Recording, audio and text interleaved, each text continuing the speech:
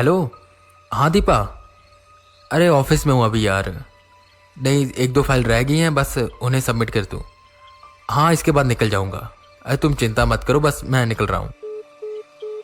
Pankaj phone रखता है और वापस से अपने काम पर लग जाता है। पंकज दिल्ली की एक प्राइवेट कंपनी में काम करता था।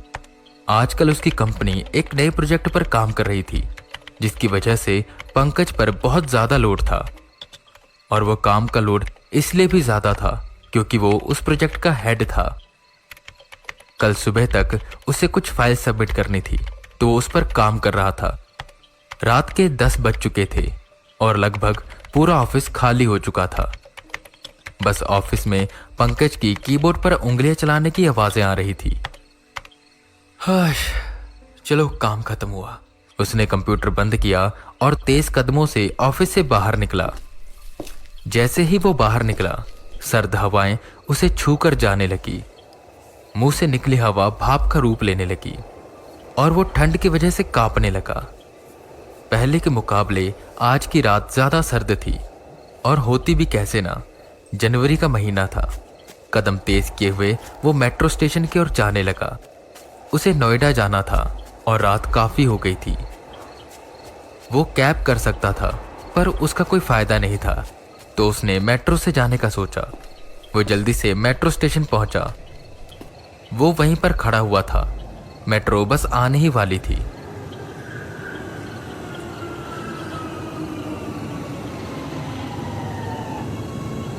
मेट्रो आई।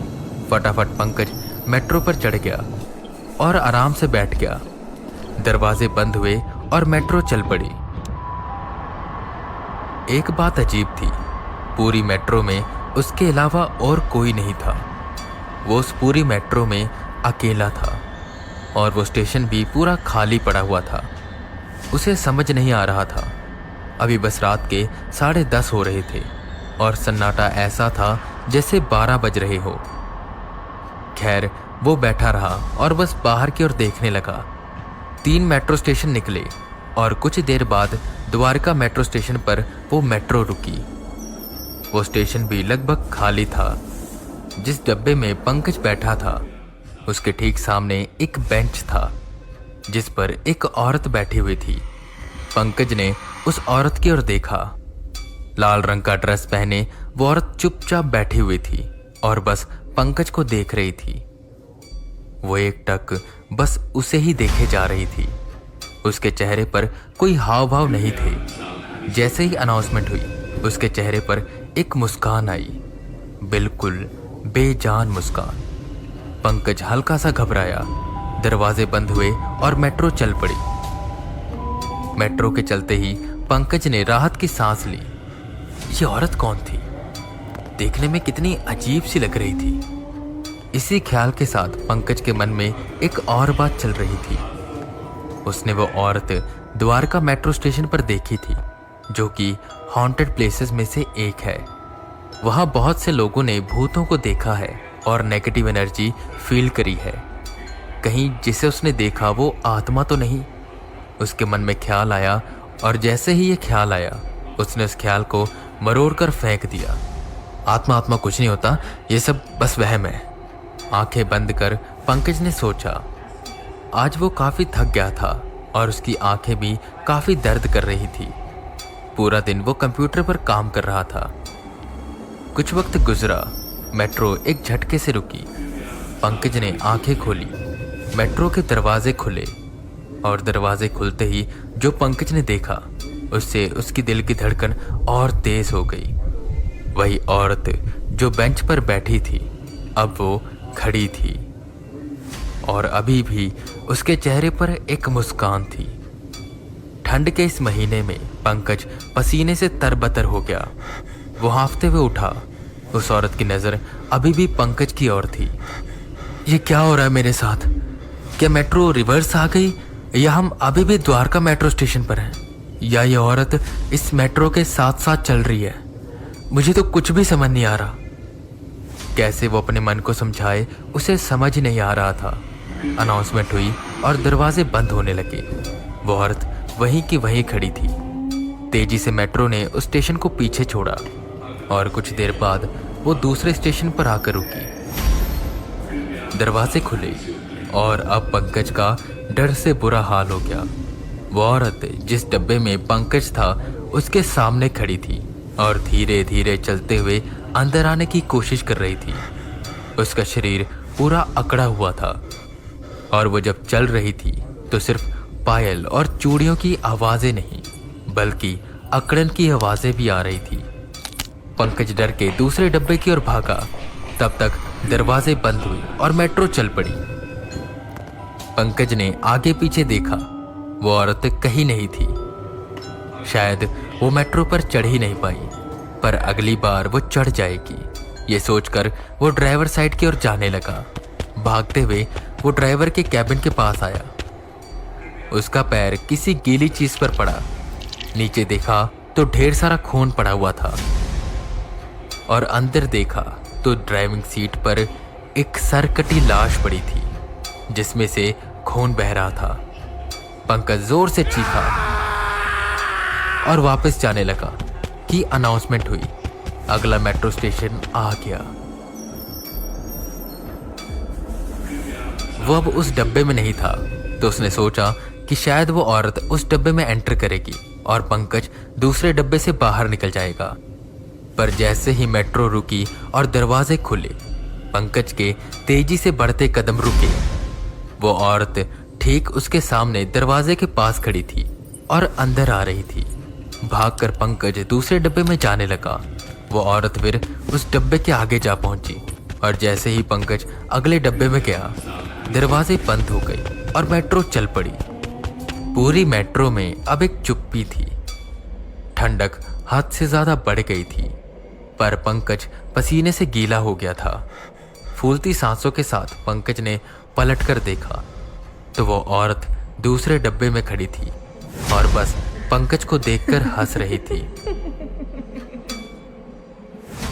वो औरत तभी दूसरे डब्बे में पहुंची। पंकज पलटा तो उसने देखा कि दूर कहीं एक डब्बे में कोई शख्स बैठा है जो शायद किसी स्टेशन पर चढ़ा होगा। उसे देख पंकज को सांस आई। वो भागकर उसके पास गया। भाई साहब, मुझे बचाइए, मेरे पीछे वो औरत पड़ी है। वो शख्स उठा और यहां वहां देखने लगा। औरत? कौन सी औरत? यहां पर तो हमारे सिवा और कोई नहीं है। पंकज ने नजर घुमाई। उसकी नजर अभी उस औरत को ढूंढ ही रही थी कि वो शख्स बोला, इस मेट्रो में हम दोनों के अलावा कोई भी नहीं है। ड्राइवर है पर वो तो मर चुका है। पंकज डर कर 2 कदम पीछे हुआ। उस आदमी की पीठ पंकज की ओर थी। उस शख्स की गर्दन एकदम से घूमी।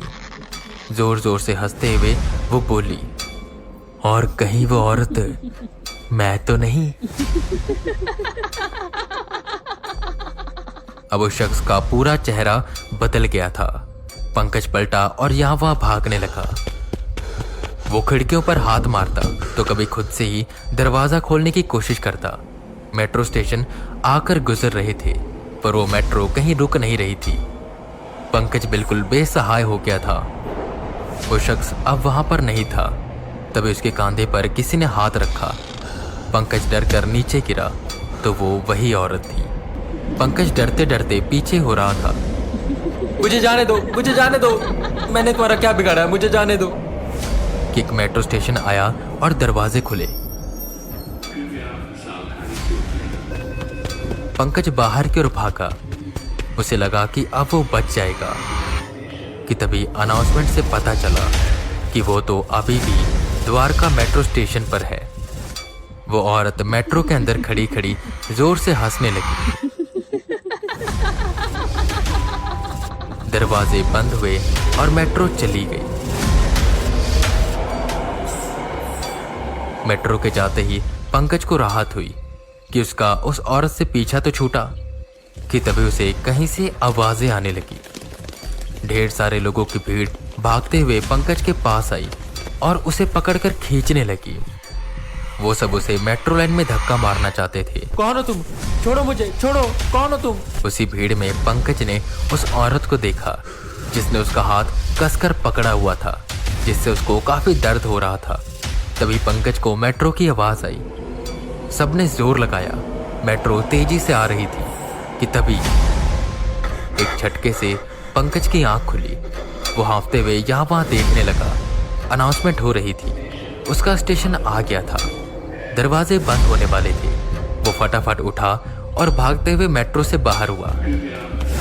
दरवाजे बंद हुए और मेट्रो चली गई। बिखरी सांसें बटोर वो सोचने लगा कि अभी जो कुछ भी हुआ वो बस एक सपना था।